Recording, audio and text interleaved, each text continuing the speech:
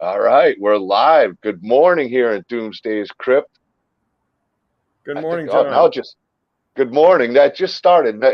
This is where StreamYards has been getting wonky with me. It said like 6 seconds we'd been going live, and then I don't even know if my introduction came in. Welcome to another Doomsday's Crypt live stream.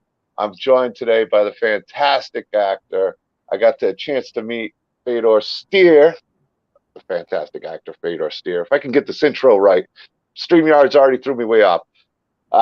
Who I got to meet at Fantasm in Orlando, Florida.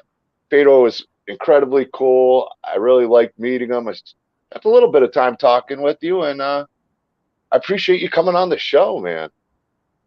It's very nice to be here. Yeah, this is a lot of fun. I had a great time at Phantasm in Orlando, and it was good to meet you and see all the cool things that you've got going on there. I see some of it sitting behind you there. I can't Some quite see. Can I maximize this screen? some Yeah, I some can. new. That's Arnold back there. That's a new There piece, we a go. newer I can one. see it That was better. signed by Robert Patrick. The Nice. T1000 signed that for me. Yeah, Yeah, I and see it. we got some new stuff in the works. Always got to update everything. So getting ready for 2023 in those conventions. Yeah, absolutely. Yeah, and that'll come around much faster than we realize. Yeah. Oh, believe me, I know how fast it came because it snuck up on me last year. I was like, I'll be ready. I'll be ready. And with everything going on, you didn't know if things were going to go or not go. And once things kind of got back on track, where the world was kind of going to keep going, and we weren't going to have to stop every once in a while again. This year, I'll be Yeah, more ready. yeah, it's nice to be back on track for sure. It is. It's nice to get back to life again. Uh, well, welcome. I mean, there's so many questions to ask you. Your list of acting accomplishments is from Doctor Sleep to one of my favorite shows as a kid, America's Most Wanted. I Oh used to yeah, love that in the '80s. I mean, uh, what what a great show to yeah. kind of be on. Was that one of your first roles? Uh, yeah, I think so. I did some independent films in the early days, and then America's Most Wanted wanted me to come in and play a taxi driver for case they were reenacting, and that was a lot of fun. I want to say that might have been my first fight scene too, and they just kind of had me. We just showed up at some parking lot in Miami under a bridge somewhere, and they said just jump out of the cab and this guy's going to take a swing at you and just fall to the ground. I said okay. There were no mats, there was no stunt coordinator. We just did it, just threw myself at it, and looked all right. It looked really good actually when I saw the final product come out. I'm thinking it's probably something you wouldn't do anymore is fall down that hard. And Oh, I, you get in that moment, and you get invested in the project that you're on right there and then, and the director says, hey, can you do that? I'm like, yeah, why not? Let's see what happens. I've been hurt a absolutely. few Will you times. set yourself on fire? Yeah, why not? Who's got the Yeah, matches? yeah, but so far nothing too serious. It hasn't resulted in any really breakage of any bones or anything yet. Just a few scrapes on the knees and that kind of thing. I can take it. I'm not too worried about that. Knock on wood right there. Good. Well, Yeah, that's I'm not good going to to be. hear. Yeah, I'm not going to be Tom Cruise though. I'm not going to be jumping between buildings at three, You're not four going to get stories. yourself attached to a jet and fly up with it straight up. As That dude tempting as is, that sounds, yeah, I don't think I'm there. That guy works Tom. out, man. I don't. Dude, that dude doesn't age, and the fact that he does these stunts the way he does and doesn't have to, climbing Yeah, I forget the name of the building in Australia for, uh, he's just nuts. Missing in that, Mission Impossible. He just what? Oh, what do you need me to do? yeah, you got to really, really want that adrenaline rush. I don't know if everybody can see. Are they seeing the background picture there with the twins at the bottom? And I think I can get it where we pull it out. Again, StreamYards is a little wonky like that, but that is a great picture too. yeah, yeah. Well, I was just going to point out that's my forehead there sticking out the top in the middle. Yeah, it's a great forehead. You do have an iconic forehead. I got to Yeah, give let you me see if credit. I can line up my head with this. Let's see if I go this way. Yeah, but oh yeah, slide yourself over. Yeah, you can get Uh, half your head. There you go. almost. You became a monster, a new creature. But Man, what a list. I was looking up a lot of the things you've done. The Mad Hatter I actually have seen. My buddy Dennis Mallon, I think, had a cameo in that movie. If it's the same one with, wasn't Michael Berryman in it also? Yeah, yeah, Yeah, it yeah. was Michael an Berryman interesting was in that. movie. Dennis got to meet Dennis. Dennis is a great guy. Hello, Dennis. He said to Yeah, I say don't know hi. if he's here, but he's a. Oh, did he? Yeah, Dennis is a really really good guy. It's been a while since I've had him on, but I really enjoyed Dennis. Yeah, he's been super cool. Actually, I met him through Have Cheetah Will View, Patrick, and yeah, it's been a little bit since I've had him. So Dennis, if you're watching, Yeah, I got to get you on. yeah, But you've been in so many different things, man. I'm just looking through it. Stranger Things, you had an appearance in that. I yeah, know a lot of you Florida guys did. Joe Davison was in some of it too. yeah, yeah. Well, Florida's a huge pool of very talented actors, and Georgia's not too far away. So, yeah, we end up there. You mentioned Michael Berryman on the Mad Hatter, and for a while I considered ending my acting career on that set of the Mad Hatter when I met Michael Berryman. And the reason is that when I first started acting, uh, it was Michael Berryman. My first proper acting job was as a photo double for this guy. And what happened was I showed up on set just to be an extra, and I had been told in the past, you should try this acting thing, and I'd never really considered it. They said, yeah, you're going to get parts just because of the way you look, and you don't even have to be a very good actor. You just do it. And I'm like, okay, and I gave it a shot, and I went on set as an extra, and quite literally within 2 or 3 minutes, I had the wardrobe and the makeup ladies coming around me and said, "Oh man, we need you back for next week's show." I said, "Because you look like this other dude." And so I got the part for the next week's show, and they wanted to shave my eyebrows and shave my head, and like why? And what it turned out to be was I was a photo double for Michael Berryman as my first acting gig, and I never got to meet him then because the way the timing worked out, he wasn't actually on the set at the same time I was. But years and years later, I get this role in the Mad Hatter, and I'm filming, and they there was supposed to be a trio of us on this set, and myself and this other lady were together, and the third guy wasn't there yet. And they said, "Oh, he's coming tomorrow." He said, "But we have to be careful. He can't get hot." I was like, "Oh my God, what a prima donna! He can't get hot." Showed up. It was Michael Berryman. And oh man, that completes this whole circle. Well, the reason he can't get hot is he doesn't have sweat glands, and Yeah, so if he gets hot, he can quite literally die. So they had to keep him in air conditioning and just bring him outside for the scenes when we had to be shot, when they had to be shot, and then he'd go right back inside. So that was awfully cool to finally get to meet him after something like 20 years of having first played his photo double.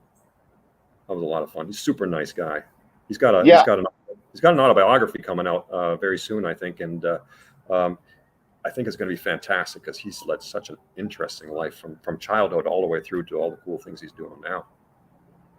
I had a chance to meet him at Spookala in Florida, and he was actually at Scarefest. I didn't get a chance to run into him again, but yeah, what a nice guy. I mean, I had a chance to speak with him a little bit, and I'm sure you've had more of an opportunity to talk to him. But man, fascinating guy. Just asked him a few questions. We actually gave him a piece of art, like we Oh yeah, gave yeah. you. Yeah, so we spoke about that a little bit, and I just asked him a few questions, and just in the few questions I asked and the few answers he gave, it was really very interesting, especially since an old school fan of his from Mad Max and Weird Science is probably the first thing I really kind of like Oh thought yeah. of as a kid.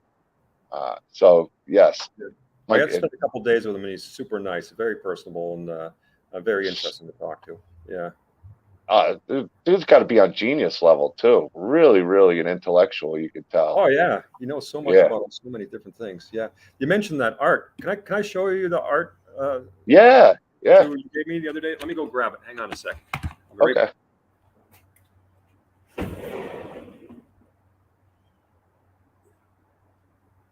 Oh well, I welcome everybody here. Patrick, good to see you, my friend. Drink. I wish I could drink. It's too early for that. Peter Anthony, yes. Michael Berryman is a cool guy. I know Peter Anthony knows him well. He Peter Anthony was on last night. He was last night's guest. He did the Okay. Okay. Roseblood movie. Yeah, Yeah. fantastic guy. Tony's here. Actually, Michael Toast, the artist that you have the piece of, Oh, some okay. others here. And yeah, we got a few There people it is. silent shred. I love this thing. I got it sitting up in my bedroom. My wife, when the lights go out and it kind of glows, she gets a little creeped out by it. I'm gonna give you the solo. There you We go. go. There we go. Let me scoot over. Have you tried a black light on it yet? Oh yeah, it's really cool. Yeah, all these up here. Oh, you can't see them now, but behind me, I've gotten the black light addiction with Michael Toth making them. So most of the cutouts behind me are all black light. Oh yeah. I got some over to the side. Let me get you off a solo here, but that came out amazing. Look at that. That is incredible. I love this. Yeah, so it's sitting right up there in the center of our bedroom there, so my wife can look at it. And maybe it's not a good idea. She tends to avoid me when she looks at it. What is she like? Oh man, I gotta see more of you now. Yeah. But no, it was awesome meeting you and delivering that to you at the event. I could tell how much you really enjoyed it. So I'm glad you got it there with you, and you've had a chance to see it in the black light, which adds such another level to the piece when you see it in it. Yeah, I get a big kick out of it. Did you see the T-shirts they made for Halloween Horror Nights last year? I did not. Yeah, for the Haunting of Hill House. So they had a Haunting of Hill House, haunted house, at Halloween Horror Nights, which is a lot of H words in a row. But they had a T-shirt that they were selling there, and it had my face on it, and my whole body actually as the bowler hat man from Haunting of Hill House, and that glows in the dark too. I love it. I wore it to Phantasm last year. I think I saw you in it. I didn't realize it was a black light shirt too. So yeah. Or is it just a glow in the dark one? I don't know if it's a black light, but a glow in the dark shirt. Glow in the dark. Yeah, glow in the dark. Yeah. That's cool, man. That's really cool. I don't know if I tried black light on. Maybe I should. Yeah, I love that kind of stuff. Well, I got to say, it's one of the things about this whole acting thing that I've gotten the biggest kick out of is the fan response to the stuff I've done. And even like some of the smallest things I've done. Stranger Things was really just a couple of seconds. But oh my goodness, the response I got from the fans, because it's such a big show and such an iconic show and such a well-loved show, that even the small part in a big show like that gets this huge response from people. And the fan art, all the artwork that people have created and sent to me, I absolutely love it. I get a big kick out of it. My wife says it goes to my head a little bit. I don't care. Hey, I'm an actor, honey. I'm an actor. Yeah. But I mean, you were also in the show Bloodline, which was, a real big fan favorite. I've been meaning to catch up on. I got through a bunch of episodes and life got busy, and I fell a couple seasons behind. But I know people raved about that show also.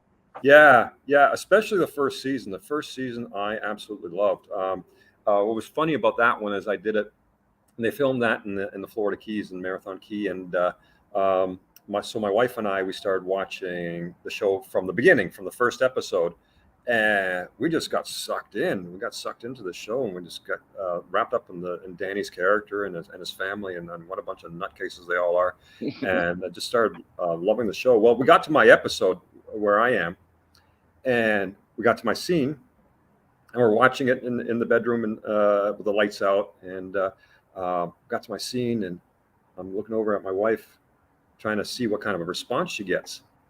I didn't hear anything. It was dead silent over on that side of the bed. So I stopped the video and I said, "What do you think?" And she says, "That guy's creepy." That's me. Lying next to you. That's me. She didn't recognize me from the character. I mean, I didn't have any makeup on or anything from that shot. But it was just the aura you brought. It's acting. I guess the aura, yeah, I suppose. I don't know. Just that this was not the person that she knows. It's a completely different character, of course.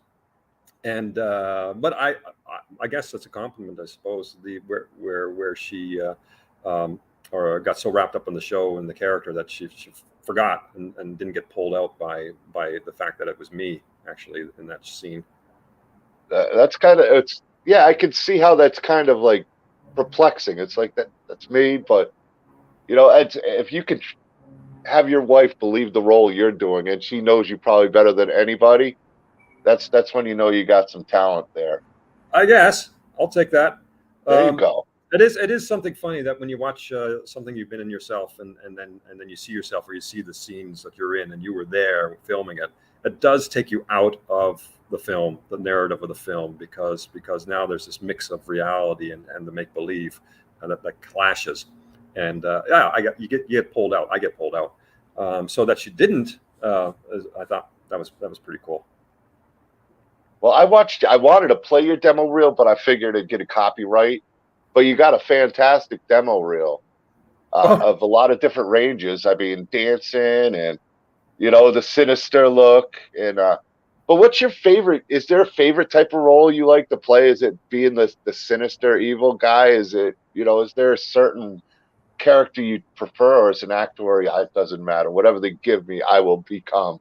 yeah, yeah. No, I've never been one to have favorites. People ask me, "What's your favorite band?" I don't. There's hundreds of bands that I truly enjoy. What's your favorite color? I don't really have a favorite color. I'm not. When they ask you for those password security questions, what's your favorite? What's your favorite? What's your favorite? I'm useless at that. That doesn't help because I don't really have favorites. And the same with the acting thing. I don't really have favorites. Like every role that I've done has been special and meaningful in different ways. I love the character roles that I do, and I've done so many of those where I have to spend hours and hours in the makeup chair. Now, that's not in itself a whole lot of fun, just sitting in the makeup chair for 3, 4, 5 hours. I did one job, was the Gifted. It was something like 8 or 9 hours in the makeup chair. Um, and that's brutal. I mean, your back starts to hurt and you get all stiff, but this whole time you're interacting with these really incredible creative people that have worked on so many films over decades. Bob Kurtzman did Haunting of Hill House and Doctor Sleep, and he did Boogie Nights. He's worked on Freddy Krueger, all those guys. Robert Englund, I mean. And then the last one I did. I guess I can't really tell you about it, but there's another makeup artist I worked with who's done so much. That's a film coming out in August, and they have me on an NDA on that one, so I can't say too much. But he's worked with so many well-known actors and actresses, and he's got so many interesting stories to tell. And he's just spending hours together and talking away. I get a huge kick out of that. Lately, I've been doing more comedic roles, and I'm having a lot of fun with that too. Then you get the chance to do some improv. Um, and throw in extra lines here and there if it comes out in the moment and it's hilarious, then it gets used. And depending on the director, you can run with it more or less. I get a big kick out of that too. So yeah. Whatever they give me, I'm happy with it. I just love this whole world of filmmaking.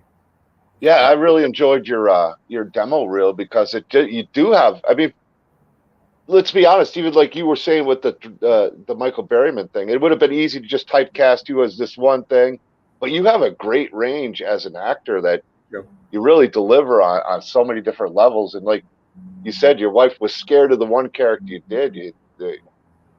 It's impressive. It's very impressive. So I mean, it's like, man, this guy really becomes a different character. It's almost like a whole different person yeah. when you see it, which is good. You don't just play that scary looking guy, but you can do that comedic thing. You can dance. I I seen the can dancing dance. part. You can dance. That's With one no step training. above me. I can't dance at all. Yeah, I've had People zero ask me. training. That was from hanging out in bars when I was in the Coast Guard and go to dance clubs in Quebec City. There's a bunch of guys. We'd head out at midnight, go to the dance bars until 3 in the morning. And in Quebec City, it doesn't matter who you dance with. You can go on the dance floor and dance by yourself. You can dance with a bunch of other guys, dance with the girls, whatever. It doesn't matter. So we just danced and danced and danced. And and the French don't care how you dance. So you're experimenting, and so yeah, okay. That's my dance training there, right there. It's a natural dance. You learned. You didn't learn by teaching. You learned by just doing. You Just doing, just you got just well. do it. That's another acting thing, you know, is you just got to throw yourself out there. You can't have any inhibitions or anything holding you back. And I had to learn that. I mean, I was a kid. I was a shy kid, and had a whole lot of reservations and things I was nervous to try. But you know, you get to be an actor and you get thrown in front of a camera. You just got to do. If the director says do this, do it. And you can't worry about how you're going to look. If you're going to look stupid or you're going to look ugly, it doesn't matter. You just do it. Guys I greatly admire in that vein are the comedians like Jim Carrey and Mike Myers and Ricky Gervais. They do not hesitate to make themselves look absolutely ridiculous. Will Ferrell, another one. Is there a movie where Will Ferrell does not strip down to his skivvies and run around with his gut hanging out? I can't remember. But he's not afraid of that. I always think of that scene in, was it Wayne's World? I think it's Wayne's World, where Mike Myers pulls his underwear up his crack and dances around on the bed like a monkey. I think you're talking Austin Powers. Was it Austin Powers? Oh wait, no, he did it also in, he kind of did it in Austin Powers, but he also did do it in Wayne's World. Yeah, he's probably done it many times. Yes. He doesn't care. He doesn't care, and that's what makes it funny. Sacha Baron Cohen and Borat. I mean, they don't have. That man doesn't pull any punches. Okay, there might be some limits. I don't know if I can do everything he's done, but you know, when hygiene is involved. But yeah, that's what really helped me anyway is to get to the point where I don't worry too much about how I look anymore. You just go in front and you give it 100%, 110%, and hope it turns out. Somebody where you want to be. Well, you've been in like so many amazing things. I'm just kind of down here looking at things. You were in Sleepy Hollow, the TV show Sleepy Hollow. I know that was a kind of a hit. You've been in a lot of really hit shows that people know well, whether it's Stranger Things, Bloodline.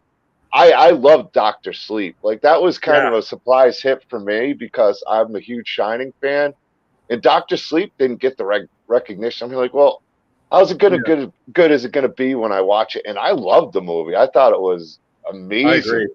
It did not get the recognition it deserved, but I think The Shining was the same way. I don't think it was hugely popular when it first came out, and it just had the staying power. It just lasted and grew to a legendary status over the years. And I think Dr. Sleep will follow that. Personally, I think maybe the mistake in Dr. Sleep was that it came out a few weeks after Halloween. You know, everybody loves, maybe except for the people that attend the horror festivals and cons. They're dressed up in gore all year long, but the average person, October is scary dress up month, and the time that they'd like to be scared and getting a little. And then after it's turkey time and Christmas time. Exactly. Yeah. Halloween's over. Bam. The focus is on the whole Christmas season and love and poofy frilly things. The scary time is over. So for Dr. Sleep to come out right before Thanksgiving, I don't know if that was the best marketing strategy in my personal opinion. If it had come out a month or two earlier, it might have had more of an impact in the theaters. But having said that, now that it's out and available anywhere, people are watching it and talking about it, and it's building up its fan base. It's growing, you know, and I think it'll reach that legendary status that The Shining had, and people will buy them together. I think so too. I think it's a perfect sequel, honestly, and I love the. I don't want to give too much away to people who haven't seen the movie, but the way it ties into The Shining, in general, wow, it's just. I agree. I think Mike Flanagan, the director who did Haunting of Hill House, and then of course Midnight Mass and Dr. Sleep, then did a brilliant job, because you watch The Shining now and with today's standards, it's a bit campy. You know, it's music's just a little bit loud. The acting is a little bit over the top. It's a bit almost garish. And then we have Dr. Sleep.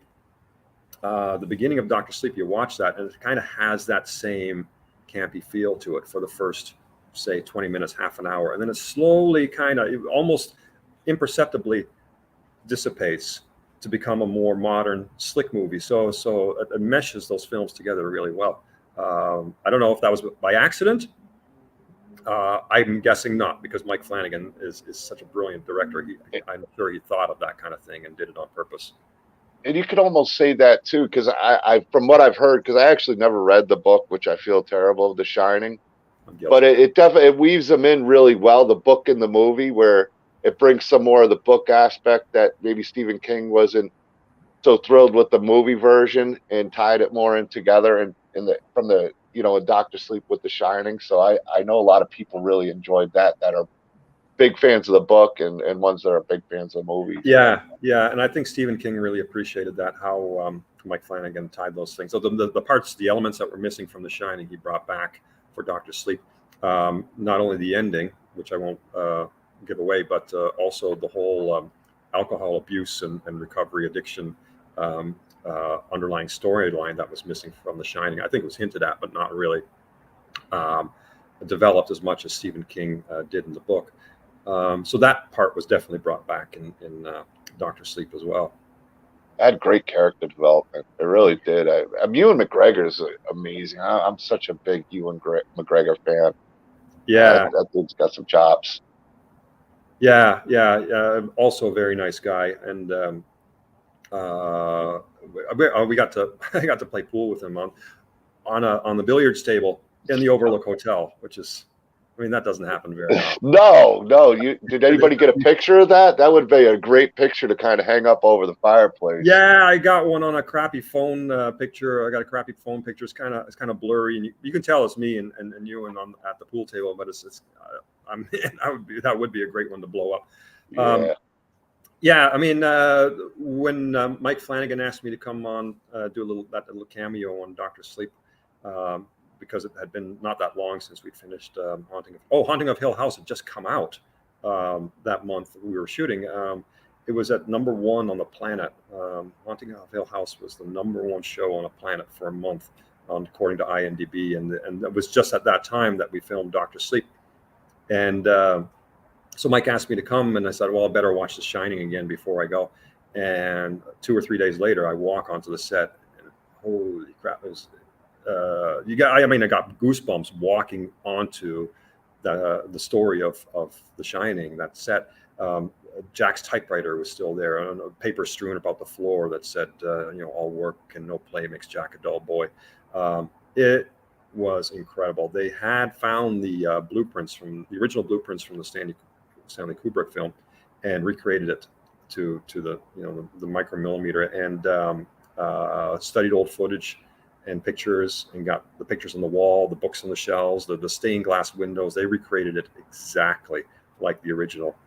And um, when I arrived, Mike Flanagan came up to us and gave us all hugs, and said, "You got to go upstairs. You got to go upstairs and check this out." By the elevators, I mean the iconic red elevators, there's a grown-up size tricycle. You got to ride it through the Overlook Hotel, and we did. We all took turns. We got on this tricycle and rode it through the hallways, and stopped at the room. And what was really struck me was in The Shining, when Danny is riding the tricycle through the hallways. There's no music. There's nothing. It's just the wheels. Yeah. it's the wheels hitting the hardwood floor, then the carpet, the hardwood floor, the sound of that. It was exactly like that. Riding that grown-up sized tricycle through the halls, that sound was exactly the same. And there was a camera guy following me. So somewhere there's footage of me riding this tricycle through the hallways of the Overlook Hotel with a Now great. that's something that should have been in the extra scenes. I I mean, know. that's something I want to see. Yeah, yeah. Huge grin on my face, goosebumps on my arm. Like Riding. you're a 6-year-old kid again, Oh huh? man, yeah. Yeah, that's what acting is all about for me, man. It's I'm a grown up getting paid to be a child, dressing up in costumes and playing make believe. What got you into acting though? I mean, what really got you started? Was it something that just kind of happened, or was it something you prepared for, or was like high school actor and did the Uh, drama class and you know, I'd kind of forgotten, but recently my dad was going through some old Super 8 footage and translating it, transferring it onto digital format, and he sent us sent us all of it, actually, all the old home movies, and I was watching um, these, and and I'd completely forgotten, but as a kid I used to goof around with the old Super 8 cameras. I used to make stop motion animation, and there's one scene where I don't know what I'm doing. I'm just spinning. I got to post it sometime. I'm just spinning around in circles and falling down, just hamming it up in front of the camera. So I guess I loved it even back then, but never really got into it. I don't know if the idea of being an actor is something that seemed too far out of my realm of reality, that I kind of forgot about it or ignored it. I'm That's not for sure. other people. I can't. That's just I'm for other not people. Jack Yeah. Nicholson or Al Pacino. Yeah, or the supermodels, and Yeah. it's just like not for normal people, if I were to call myself normal. But I was working on a cruise ship and as an officer, and one of our guests on the cruise ship that week was Joseph Gordon-Levitt and his family, Okay. and I've told the story a few times now, but yeah, they came on board and they sat at my table for the evening meals, and they just were just telling me stories about Hollywood, and being on set and all the cool things they do there, and the projects they get to do. I said, man, that just sounds like so much fun. And Joe's mom just said, Jane, she said, just do it, man. I think I said this. You got to look. That's going to get you jobs. So you just got to try. And I said, yeah, okay. And a couple of weeks later, Playboy magazine showed up on the ship to do a photo shoot. Um, it was Karen McDougal, of all people, doing her Playmate of the Year photo shoot, and so got to meet her. But even more so for me at that time was super interesting to meet the photographer Richard Fegley and the makeup lady and the wardrobe lady, and they were the same thing. Tell me stories about what they do and their job. And they're traveling around the world and meeting all these interesting people. And I said, that sounds like fun. And they said, do it. You got to look. That'll get you jobs. So twice heard the same thing. I said, okay, there must be something to this. So after I got off the ships, I went to my parents' place, and I found, um, um, just in the phone book, I found an agent, and I went in and said, what do I do? And she said, here, hold up this Coke can and pretend it's an advertisement and then say these lines. So I said, drink Pepsi. I completely got it wrong. And she said, yeah, that's fine. That's okay. I can use you. You can be that scary guy in the dark alley. And I said, okay, whatever. And so that's led me to some extra work. That's the same story I told before. That first extra job got me another part as Michael Berryman's photo double, and then there was this interruption for a few years. I ended up moving overseas for a while. Met my wife. We had some kids. But in the back of my head, I was always like, that was kind of working. That was kind of coming together, like they always said. So as the kids got a bit older, I said, I'm going to try this again and start some independent films. Got an agent. Kept auditioning, and with every audition, with every part, you kind of jump up a little level. You go a little bit to basically essentially more expensive and higher level productions, and you work your way up the ladder. I mean, I still enjoy doing independent films. I'm not that discerning.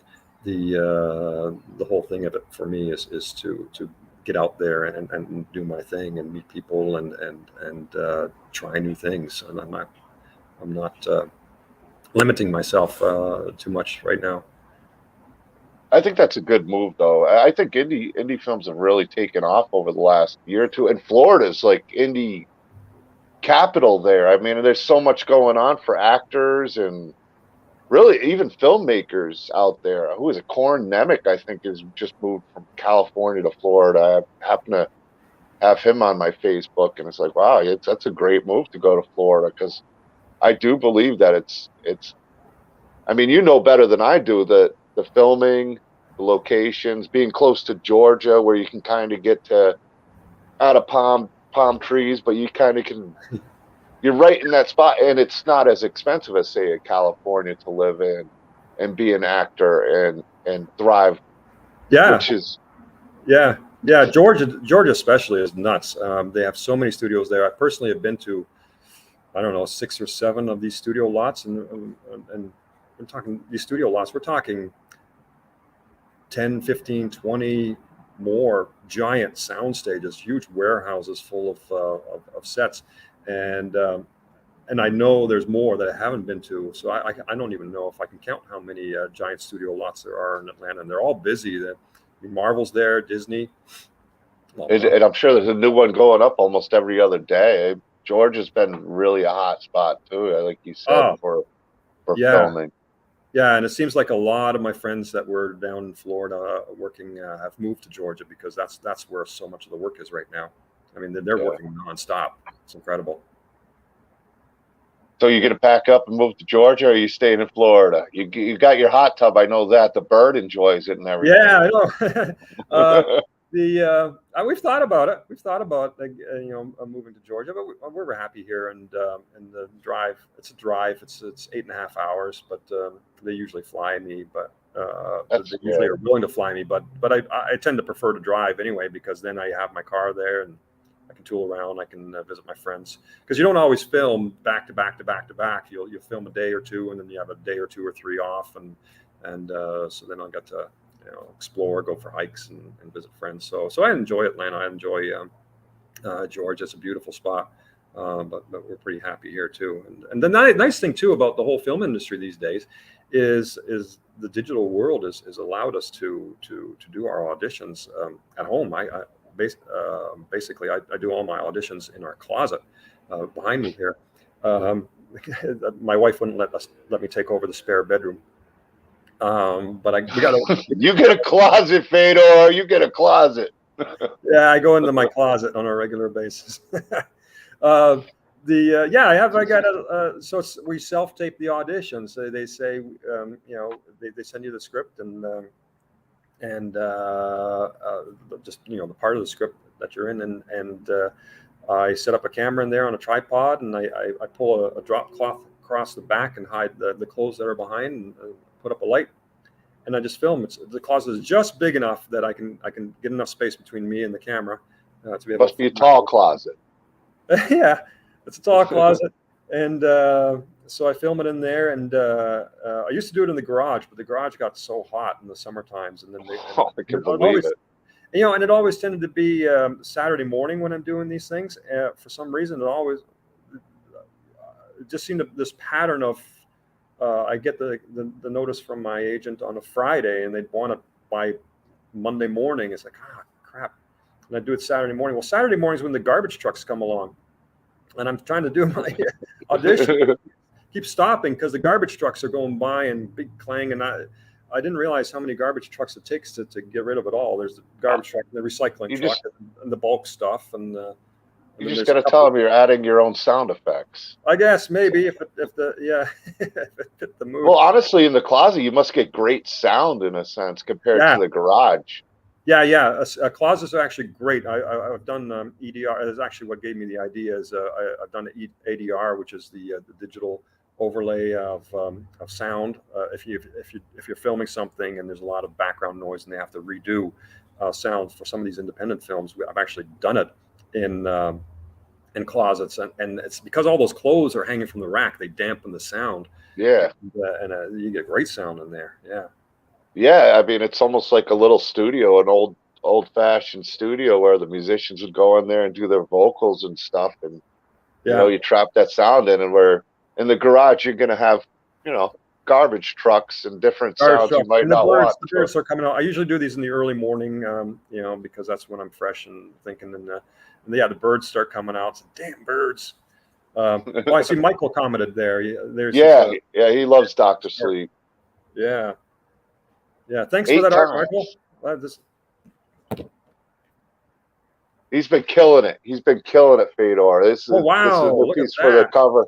We just did these for Beatrice on her VHS boxes we're doing, and there's the back of it, little old school style. Yeah, Mike's been killing it. Some new cutouts in the back. Yeah. The pumpkin head. Yeah, it's Mike's fantastic. Yeah, I'm always amazed at the talent that Mike has, and all these other artists that are around me.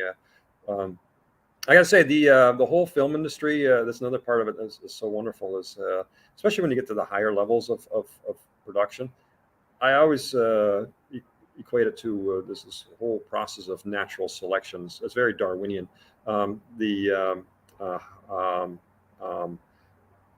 Somebody's proud of you or me? That's Tony. That's Tony. That's Mike's mom. Oh, okay. Yeah. You should be proud. He says you're the man. We once he heard you were coming to Fantasm, we had to make you a piece, and I Yeah. told him when I got to meet you, and I showed him the clip you did and the picture you took, and I know he was really grateful for that, and he was Yeah. happy that you got your picture. Yeah. So anyway, the whole film industry is very Darwinian. If you're not good at what you do, and if you're a jerk, I mean, you're not going to get hired back for the next project. And crew and actors, it's all project to project to project. Like every audition you do is like a job interview, and word of mouth and reputation is very, very strong.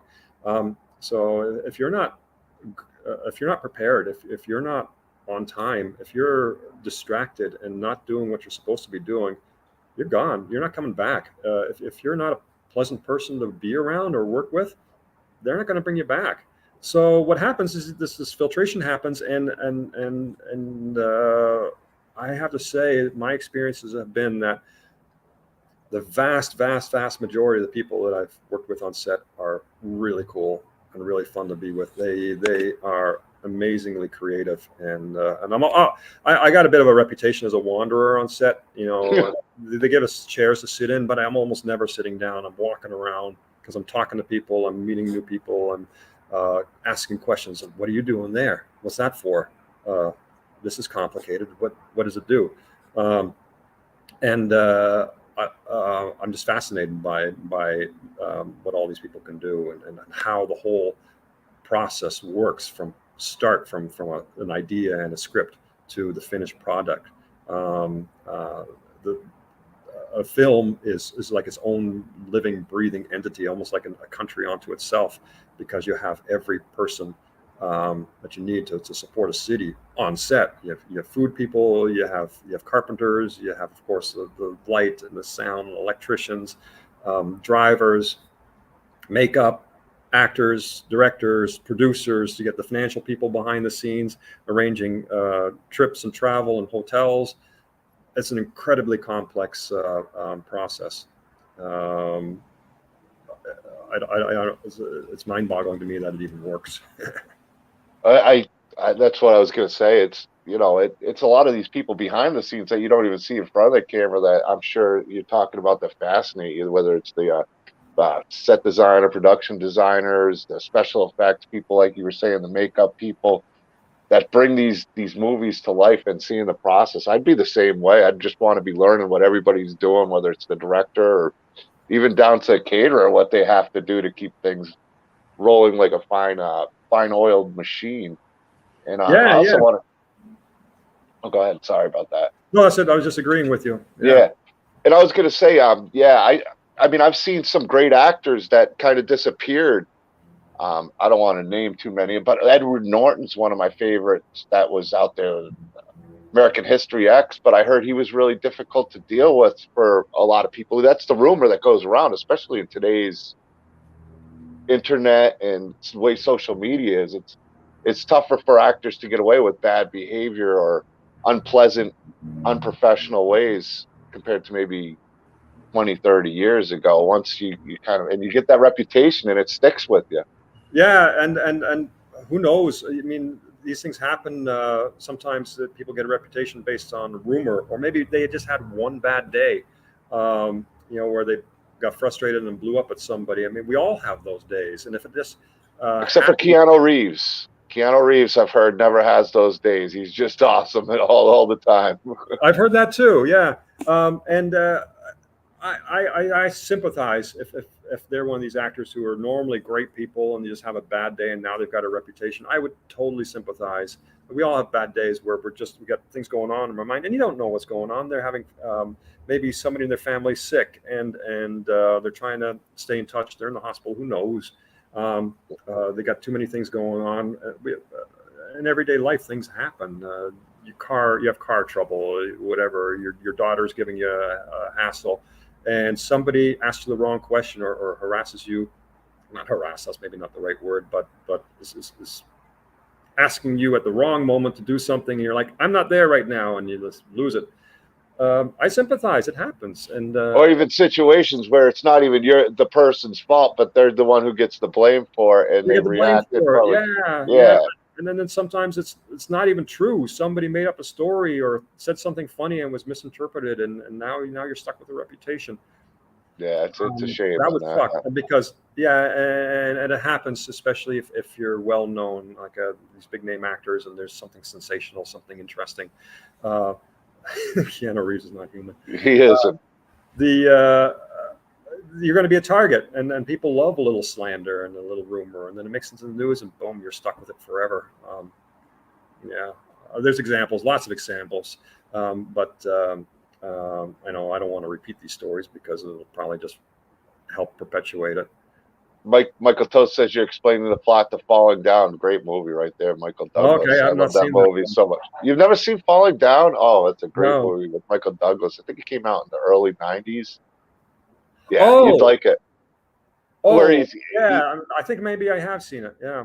yeah, it's a underrated movie. That's one of those ones that wasn't a hit when it came out, but it's such a great character Yeah. movie. I have to admit, I'm not an encyclopedia of movie knowledge, and it's a bit embarrassing when I go on set and you have all these movie nerds who are rattling off titles and actors and names and the year this came out and that is that I don't know. I think that can be helpful as an actor, though, if you think. Oh I mean, yeah, I could imagine because you're not so locked in on how it should be. You kind of have your own ideas, certain things, and it lets you be more how you believe it would be instead of like being a yeah. Okay. aficionado on every single aspect. Yeah, that might be true. And it's a kind of an embarrassing admission. I have to admit sometimes that I don't even watch horror movies, hardly ever. Whoa, blasphemy! We were having such a great conversation. I'm I'm just, sorry, man. I'm so sorry. I'm Yeah, just I teasing. I love being in horror films and being an actor in them because they are so much fun to make. You know, you get fake blood flying and gore, fake intestines coming out of you, and that's a riot. That is so much fun. The thing is, at the end of a long day, and I just want to relax, and my wife and I put on the TV. We're usually me anyway. I usually like to have something fun on, something a comedy or something silly. Um, I don't want to stress myself out at the end of a long day. I mean, there's certain horror films that, of course, I've loved and really enjoyed. Probably my favorite. I don't have favorites. One of my favorites. I caught myself there. Was Shaun of the Dead. Shaun of the Dead keeps coming to mind. You know that okay, it's a horror film, but it made me laugh so hard. I thought that was definitely an hour and a half or whatever well spent. If you like Shaun of the Dead, you'd probably like Fido. I don't know if you ever saw that zombie movie. What's it It's called? got Carrie Ann Moss. Fido. It's called Fido. Fido. Yeah, it's a weird. It's like zombies, but they learn how to contain them with like these things, and they make them like their butlers and doing everything they want, and Fido becomes this kid's like pet, and they make a pet dog out of the zombie, and Yeah. it's a really good movie if you ever get a chance to see it. It's got I don't Okay. want to say Shaun of the Dead, but it's got that same element of comedy and Yeah, yeah, horror yeah. to it. You'd Yeah, probably dig it. yeah, Zombieland was another one that had the comedy element, and then there's also like Yes. really high production value in those two films. Oh yeah, absolutely. Yeah. Michael Toth, and I agree with him. He mentioned this when he first like was doing your art too, man. I could see Fedor as the new Pinhead. Would that be a horror icon you'd love to dress up as and spend all those hours in the chair? Yeah, although it frightens me a little bit. I don't know what they use for those pins. I hope they're like rubber squishy pins because just walking around with a bunch of nails on the outside of my head, I'd be very nervous about coming anywhere close to a wall. Well, you wouldn't want to do the scene from America's Most Wanted. That might not go as smoothly. Yeah, that's happened. I mean, you choreograph a fight scene, you do it 100 times right, but that every once in a while you get a little fist to the chin. Yeah, but if you had some pins, that could be a little bit more I know. deadly. I know so mistakes do happen. Fortunately, not too often. You know what, Mike? What we should do is you should draw a picture of Fedor as Pinhead, We'll do a crossover piece. I'd like to see that and see how you'd look. Like we'll give you the image of how you'd look as Pinhead. Let Hollywood Yeah, see what you'd be as Pinhead. yeah, yeah. I Is could it, definitely see it. that is an iconic character, and I love. We Um, got a little Michael Toth Pinhead over there. oh yeah, yeah. That's very cool. Yeah, yeah. He keeps drawing me so much stuff, and I love it. It's before you know it, we're doing the whole basement. It's just gonna be wallpaper of Michael's art Yeah, and yeah, it cutouts with could be. black light. Yeah. Yeah, Um, well, I'm definitely not complaining. yeah. I can't really say too much, but in about, I don't know, half a year or so, sometime in the middle of next year, there's a film coming out that I'm in, and I get to play another iconic character, and I'm really excited about it. They have me on an NDA, so I can't say anything else. Can you But say if it's a horror comedy or something like that? Is it an upcoming horror movie? probably probably can't Katie, say anything about it. But it's I going to wouldn't be, want you to get in trouble. That's for sure. but it's going to be I, iconic. It's going to be iconic. In the same vein that the bowler hat man from Haunting of Hill House became iconic. Um, so since you can't say it, how about when it does come out, you come back on and talk about it? all right, yeah, yeah, I would love that. I would Yeah, love that.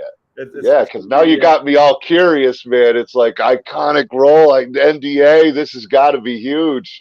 Yeah, it's going I'm to be very huge. It's, excited. it's going to be exciting. You're definitely going to see it out there. I'm really excited about it. And as a hard part about being an actor is you film these things, and that's my wife going around in the background there. I hope you can see that. Um, I didn't see it. okay, the I see the tree. I've been looking for the bird over your shoulder, there's trying to get around. that's a It, mural. I should probably turn this way a oh, little is it bit. a mural? I thought it was actually the palm trees outside. No, no, that's a mural on the wall. The previous owners of this house had painted that, and we kind of left it. No, what's cool is that the blue parrot is actually 3D. I don't know if you can see it. It comes out Yeah, of I the do. yeah. That is a cool mural, though. On that, I like that. I don't blame you for keeping it up there. Yeah, yeah, I love it. And we didn't even notice that the parrot, the blue one, came out of the wall. And I think we were living here a month or two before somebody, one of the kids probably pointed out that it's not a painting. That's actually a blue parrot stuck to the wall. Um, what were we talking about? Your NDA movie and coming back on, but we were also let's see, where were we? We were having a great conversation about birds, but Mike was saying about you being Pinhead. I Yeah, think that'd be really cool. it would Um, be cool.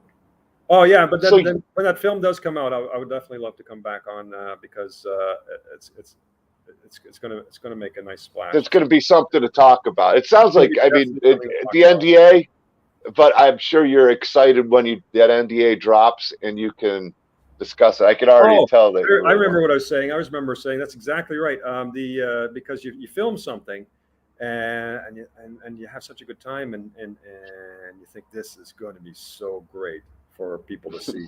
And I got all these pictures on my phone too. My phone over here, from behind the scenes stuff that I would love to share. And put out to the world and say, look at the cool stuff we've been doing and these great people I got to meet. I can't say anything, and it drives me nuts because I'm not one to keep secrets. I hate it. I'm terrible at it, but they're forcing me to. And I so look forward to when the film comes out and I can share all this stuff with everybody. That's a real release of tension when the film finally comes out. I get impatient. I get so impatient. You got me excited to see this. I'm sure the people watching are like, "Oh, what's this? What's Fedor up to? Yeah. What's he up to? What's going on?" So you said about half a year, 4 months, 6 months, something like that. It's in post production, I'm Yeah, guessing. yeah, it's post production, so middle of next year sometime. I did a Kevin Smith film. It's called Kilroy Was Here, and now Kevin did something funny. He sold it as a what do you call it? Those digital licensing. Like a digital, not a physical release, just a digital download. What do you call them? Like a token, non fungible tokens. Um, Okay. NFT. He sold it as an NFT, and um, uh, I'm really fuzzy. I get what NFTs are, but I'm really fuzzy about what that means for the film. So he sold that film as an NFT. So individuals have bought this film, and so it's out there in a digital form. But I don't know if that means if I can share my pictures from set yet or not. I don't know. Yeah, I'm not sure. So it's like it's publicly owned, almost like a, people bought stock in the movie to own it. So maybe there's no copyrights to it. I don't know. I I mean, don't know. So yeah, so I don't want to upset anybody. I've got these amazing pictures on my phone that I cannot share. I don't feel like I can share yet, and I really, really want to. I can tell you about them a little bit, but what happened was there's a scene in there where they have to use a dummy of my head, like a fake head, and Bob Kurtzman and Greg Henderson, the makeup artist, special effects makeup artist, created this cast of my head and turned it into a me, and then painted it to get the flesh tones and the beard stubble, and it looks just like me. is it freaky? I mean, It's is it just so freaky? See, freaky. It I is can believe it. because you think about this. You're in our everyday world, we never see ourselves as a 3D object. We only see ourselves in a mirror or on Yep. photographs and film. We never are able to walk all the way around our own selves. And when this bust was finished, it was sitting there on a table. I could walk 360 degrees around my own head, and it was freaky.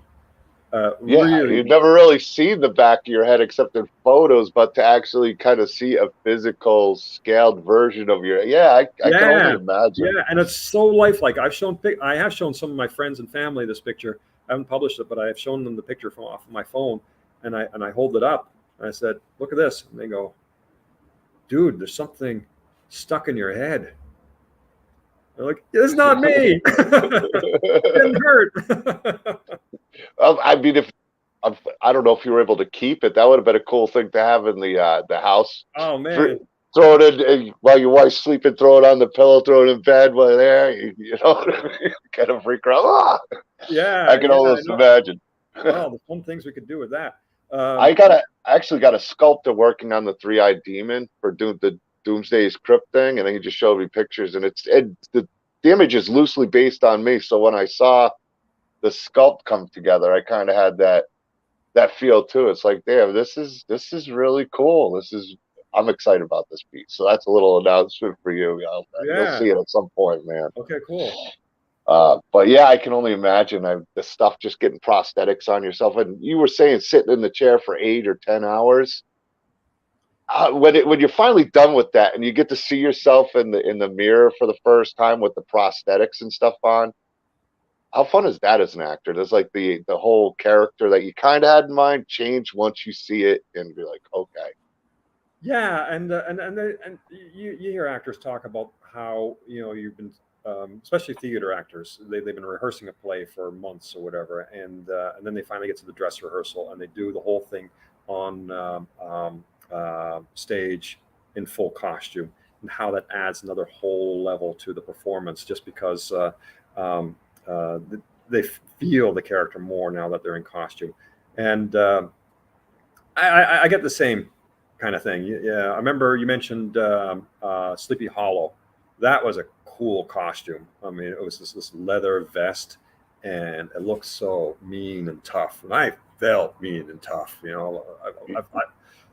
I was looking at my biceps, and I think my biceps looked bigger somehow. I don't know, because of this costume. And then so you're just flexing in the mirror, being I like, was oh yeah, they got me. yeah, absolutely strutting around. And yeah, it's fun. I get a big kick out of that. You do see. I mean, you're sitting in front of a mirror the whole time the makeup is being put on, so you do see the process, and that, which is fascinating in itself. They start off with a little piece, usually like paste over the Start with the eyebrow. brow, yeah. Yeah, Brows and and then nose first, and then work the way out. bones, yeah, ears, and sometimes the back. They put parts on the back of your head, and then scars, wounds, and stuff. And they're just gluing it on, and it sticks to your face. And so it actually will move. The technology is so cool. They Yeah. use the silicone, and it moves. So when you make your facial expressions, the whole mask moves with your face, and yeah, you almost forget it's there because it becomes integral to your actual face, and it's not uncomfortable. I almost liken it to having a pillow glued to the side of your face, and I sleep, with my face in my pillow. So I've had times where the makeup is actually kind of making me a little sleepy.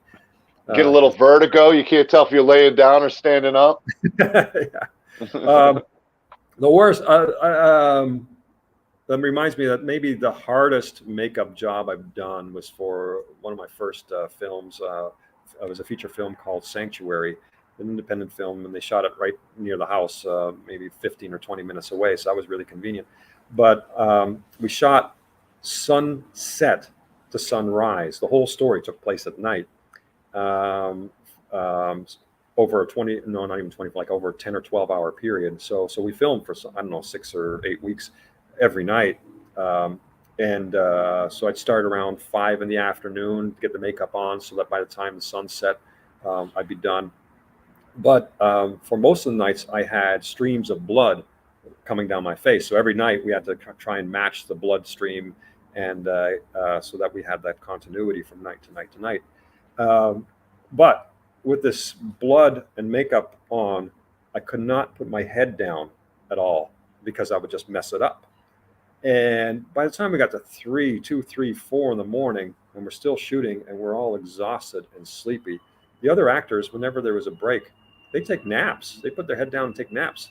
And I had to sit upright the whole time. I could not put my head down. I could not tilt it or angle or even put it, just lean up against a pillow. I could not do it. Well, you were able to avoid being on the internet and difficult to work with. Imagine what could have happened watching them sleep, just going off behind the stage. You sons of bitches, wake your asses up, you lazy bastards. I'm out here busting my ass and you guys are taking naps. Actor loses it on set. And there goes Fedor's career. There goes Fedor's career. Yeah. But it's been a blast having you on, Fedor. I could sit and talk to you for a while. I hope to run into you at another convention down the road and get to spend some time. I got my whole family, the whole Doomsday's Krypt Army family that was there last time. So I had a great time meeting you, spending time with family. It's a small world. We didn't really talk about it because we don't talk about family too much, but indirectly you knew my niece and everything like that. So yes. And it was a small world. Incredibly small world, which is something we always have to remember. You run into somebody.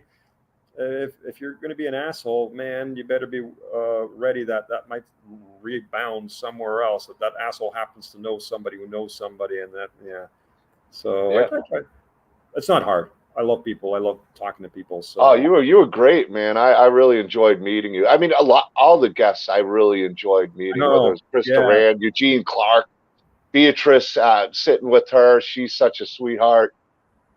Just everybody, all the guests were great. I had such a good time. Yeah, that was a fun time.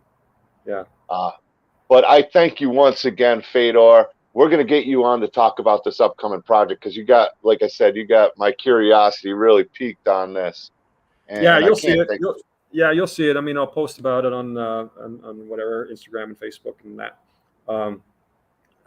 So yeah, when it comes out and you see the pictures come out, they definitely reach out and we'll talk again. This is fun. It's been a blast. Yeah, I'm glad. Like I said, I could talk with you even longer, but unfortunately, I got to run upstairs and do a few things.